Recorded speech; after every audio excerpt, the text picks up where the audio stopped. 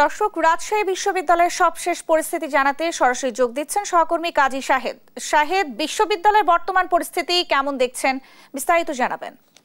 ধন্যবাদ ন্যান্সি।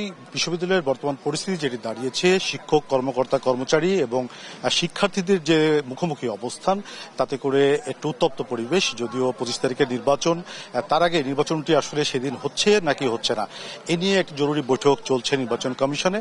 পাশাপাশি গণমাধ্যমকে তারা 4টার দিকে ব্রিফ করতে চেয়েছিলেন, যদিও মিটিংটি এখনো শেষ হয়নি। তবে কিছু ছাত্র সংগঠন ইতিমধ্যে নির্বাচন কমিশনে তাদের আপত্তি জানিয়ে নির্বাচনের ডেটটি পেছানোর দাবি জানিয়েছেন।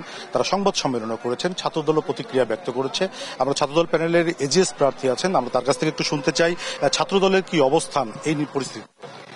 ছাত্রদল সবসময় গণতান্ত্রিক একটা দল এবং আমাদের এখানে ছাত্রদল সমর্থিত প্যানেল ঐক্যবদ্ধ নতুন প্রজন্ম যে প্যানেল, সেখান থেকে কিন্তু আমরা সকলের দাঁড়িয়ে দাঁড়িয়ে একটা উচ্চমুখর পরিবেশের মতো নির্বাচনী আমেজ নিয়ে সকলের কাছে যাচ্ছিলাম, আমাদের বার্তা পৌঁছে দিচ্ছিলাম। কিন্তু মীমাংসিত একটা ইস্যু যখন আসলো পোষ্যকোটা, তখন থেকে শিক্ষার্থীদের মধ্যে সহাবস্থান নষ্ট হলো, শিক্ষকরা কর্মবিরতিতে গেল এবং এ থেকে একটা 25 তারিখে যে নির্বাচন, সেটা নিয়ে অবশ্যই আমাদের সনাতন ধর্মাবলম্বীদের যে অংশগ্রহণ, সেটা নিয়ে একটা ধোঁয়াশা ছিল। আর এখন এই মুহূর্তে ক্লাস পরীক্ষা যেখানে নেই, সকল শিক্ষার্থীরা, আপনারা যদি হলগুলোতে খোঁজ নেন, প্রায় হলগুলোর ম্যাক্সিমাম শিক্ষার্থীরা বাড়ির দিকে চলে গিয়েছে।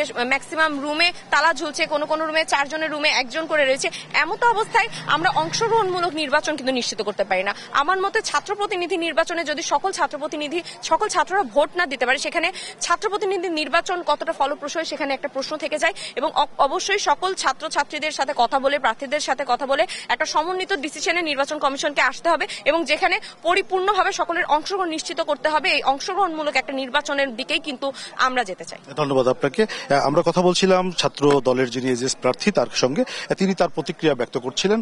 আমরা একটু দেখছি যে নির্বাচন কমিশনের সামনে রাষ্ট্র যে ভবনটি আছে, সেখানে নির্বাচন কমিশনের অপেক্ষা করছেন। নির্বাচন কমিশন যে ব্রিফটি করবেন, আসলে নির্বাচন 25 সেপ্টেম্বর ভোট গ্রহণ হচ্ছে নাকি পিছিয়ে যাচ্ছে, এই নিয়ে একটা ধোঁয়াশা যে গতকালকে থেকে শুরু হয়েছে শিক্ষক এবং কর্মকর্তা কর্মচারীদের কমপ্লিট শাটডাউনের পরে, সেই কারণে তারা জরুরি বৈঠকে বসেছেন। তবে আমরা যেটি দেখেছি যে নির্বাচন কমিশন ভোট গ্রহণের জন্য যে প্রস্তুতিটা নেওয়ার কথা, সেটি তারা প্রস্তুতিটা নিয়ে রেখেছেন। নির্বাচন কমিশনার এফ নজরুল ইসলাম যেটি জানিয়েছেন, তারা সব ধরনের প্রস্তুতি নিয়ে রাখছেন। তবে পরিবেশ পরিস্থিতির উপরে কিছুক্ষণের মধ্যেই তারা ব্রিফ করে পরবর্তী পদক্ষেপ জানাবেন। তো ন্যান্সি, এই ছিল রাজশাহী থেকে রাষ্ট্র নির্বাচন নিয়ে সর্বশেষ আমার কাছে।